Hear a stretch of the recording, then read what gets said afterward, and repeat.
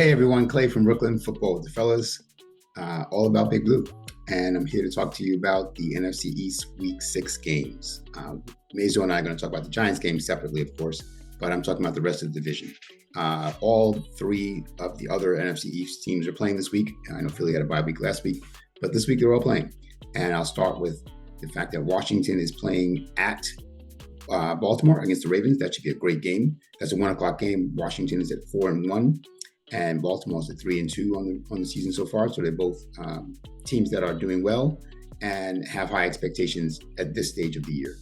Baltimore is certainly one of the favorites to make a deep playoff run. Washington is a surprise team, but as of right now, they're both leading the division and should be considered playoff-bound teams. Let's take a look at some of the individual concerns. Washington has a fairly extensive injury list of people who haven't practiced yet this week. Left guard Nick Allegretti, running back B-Rob, Brian Robinson, defensive end Clelin Ferrell, outside linebacker Dante Fowler, and tight end Zach Ertz have not practiced yet this week. Certainly didn't practice today, being Wednesday.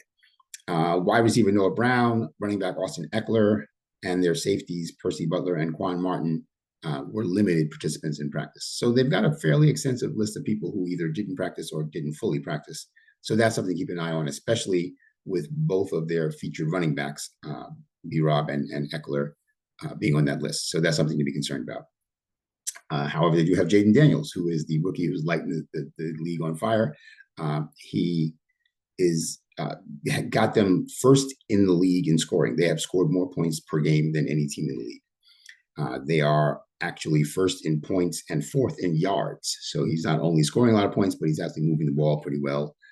So that loss to them that we suffered in week 2 doesn't look quite so bad now as it did then. He is surprisingly only thrown 4 touchdown passes and 2 interceptions. So for whatever reason, he doesn't seem to be getting the ball in the end zone through the air. But so what? Who cares? The fact is they're leading the NFL in scoring per game, in points per game. On the other side, you have Baltimore, who is second in the league in scoring in points per game and first in yards per game. So they are marching up and down the field and putting the ball in the end zone at a pretty significant pace.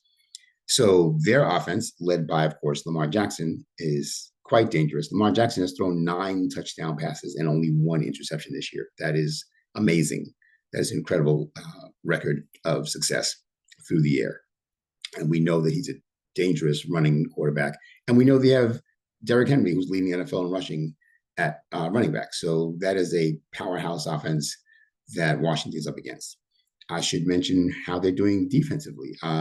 Washington is 20th in the league in points allowed, means they've given up the 20th most points allowed, and they're 14th in yards allowed. Baltimore, on the other hand, is 26th in points allowed, so even worse than Washington, and only 19th in yards allowed. So neither team is doing especially well defensively, which is a little surprising. Baltimore is usually known for having a very good defense, and Washington actually is as well, or has been recently as well.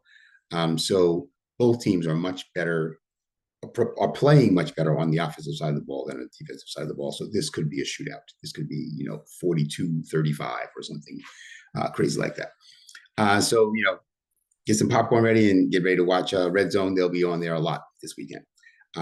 Not going to make a prediction. I'll just say there's 2 really good teams. Should be a great game. The second game on the docket is Browns at Eagles. So Cleveland is coming to Philly to play the Eagles. Cleveland's a big disappointment this year. They're off to a 1-4 start.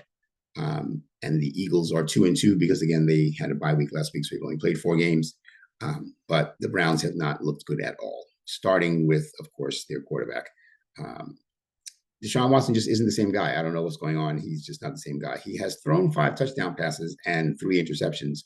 So from that perspective, his numbers don't look terrible. I think I mentioned that Jaden Daniels has 4 TDs and 2 interceptions. He's got 5 and 3. So if you just looked at that stat, you'd say, oh, he's not doing so badly. But if you look at their offense, they are 30th in the league in points scored, 30th in a 32-team league. That's not good. And as far as yardage per game, they are 32nd. They are dead last in the NFL in terms of yards per game. So their offense is not looking good at all. Their defense is 23rd in points allowed and 13th in yards allowed. However, that could be a little bit misleading. Yards allowed 13th might just indicate the fact that because they're 1-4, because they're losing a lot, other teams might just be running the ball late in the second half when they already have a comfortable lead. So maybe they're just not piling up the yardage against them because they don't need to, because the game is already in hand. On the other side, the Eagles are quite a conundrum. On paper, their roster looks great. Well, maybe not great, but very good, very solid. They look like a solid playoff contending team on paper, but they're 2-2. Now, part of that is injuries. They've been without, Devontae Smith and AJ Brown for a couple of games because of injuries. AJ Brown is expected to play again this week, but Devontae Smith is still in concussion protocol, so we don't know if he's going to play. Neither is their backup receiver, Johnny Wilson. Neither of them have practiced yet this week. So they're both listed as questionable. As far as their stats, they are 18th in the league in scoring per game and 8th in yards per game. So somehow they're marching up and down the field at a pretty good clip, but not always putting it into the end zone. 18th in scoring is not what you would expect from a team that has that many great players on it. Saquon Barkley, Devontae Smith, AJ Brown. But again, the receivers have missed some games, so that could be part of why. On defense, they're 22nd in the league in points allowed and 27th in yards allowed. And both of those are quite surprising. Again, their defensive roster looks really good. But they just aren't putting it together. I guess they missed some of the guys who retired, like Fletcher Cox and Jason Kelce, more than we thought they would. Jalen Hurts has 4 touchdown passes and 4 interceptions.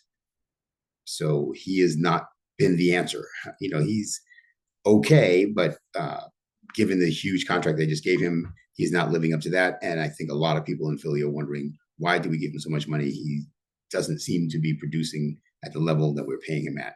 Sound familiar, Giants fans? Okay. And then finally, I should have also mentioned that the Browns have a couple of people questionable: guard Zach Zinter and cornerback Denzel Ward, who has missed quite a few games this year due to injuries. But Philly, as I mentioned, just has Devontae Smith and Johnny Wilson, who haven't practiced yet this week on the list of this question. And then finally, we have Detroit at Dallas. So the Lions come in with their 3-1 record against Dallas, who's 3-2. Detroit had their bye week last week. And, Detroit looked really good beating up Seattle 2 weeks ago before their bye. And they're 3-1, and they went to the NFC Championship game last year. So that is a solid team expected to make a solid deep playoff run against Dallas, who we're not sure who they are yet. As far as injuries, not much to mention for Detroit. Rookie interior offensive lineman Christian Mahogany is on the non-football injury list. Not exactly sure what's going on with him, but he is not practicing yet and is listed as questionable. But he's the only person that shows up on their list. For Dallas, inside linebacker Eric Kendricks is questionable, and of course cornerback Deron Bland and defensive end DeMarcus Lawrence are on IR, so they're definitely out. As far as stats, Detroit is 7th in the league in scoring, and they are 3rd in the league in yards per game on offense. So they are moving the ball up and down the field and usually putting it into the end zone. So that's a seriously potent offense there. They are 10th in the league in points allowed and 22nd in yards allowed, which is an interesting combination. They've given up a fair number of yards, but somehow seem to stiffen up as you get into the red zone and not give up the touchdowns. So that's something to keep an eye on as well. Will Dallas be able to actually punch it into the end zone against this defense that doesn't seem to give up a lot of touchdowns? Jared Goff only has 5 touchdown passes and 4 interceptions this year. So statistically, or at least from that statistical perspective, doesn't look like he's having a great year, but his team is 3-1 and they're 7th in the league in scoring. So I guess he would tell you, I don't care how I get in the end zone. We're getting in the end zone. So if I'm not throwing touchdown passes because I'm handing it off to somebody who's running it in, fine with me. And I wouldn't blame him. Dallas is 15th in the league in scoring and 11th in yardage on offense. And on defense, they're 23rd in the league in points allowed and 15th in the league in yards allowed. Dak Prescott has 8 touchdown passes and 4 interceptions. Make of that what you will. Dak seems to have fairly good numbers, very good numbers. And they are scoring, 15th in the league, which is kind of right in the middle. So not, like they're running up the score on anybody or anything like that. And their defense has given up, like I said, 23rd in the league in defense. So they're fortunate to be 3-2, if you ask me. They probably should have lost to us. And so this should be a competitive game. Dallas can beat anybody, but they can also lose to anybody. But Detroit is a very strong and solid team. So if I were to guess, I would guess that Detroit would be the team I'd pick to win this game. But, whatever. It is what it is. We'll see what happens on the field. So that's my NFC East report. Again, as I said, Mazo and I will talk about the rest of the Giant game in another day or so. We're going to talk about that. But right now, I want to continue the trend I've been doing with the trivia questions. So last week's trivia question was, which Giant tight end is the all-time leader in yards receiving? And the answer is Bob Tucker, good old number 38 from back in the day. Bob Tucker with 4,376 receiving yards is the Giants' all-time leading tight end as far as yardage. So raise your hand if you had that. Please drop a note in the comments and let us know if you did. And here is next week's question, trivia question number 3. Give me a second. Trivia question number 3 is, which former Giants player has the most fumble recoveries while playing for the Giants? So again, which former Giant has the most fumble recoveries while playing for the Giants? Okay, that's the trivia question for next week. Again, Clay from Brooklyn, Football with the Fellas, all about Big Blue. This is my NFC East report. Like, subscribe, share, comment, all that good stuff. Talk to you soon. Peace.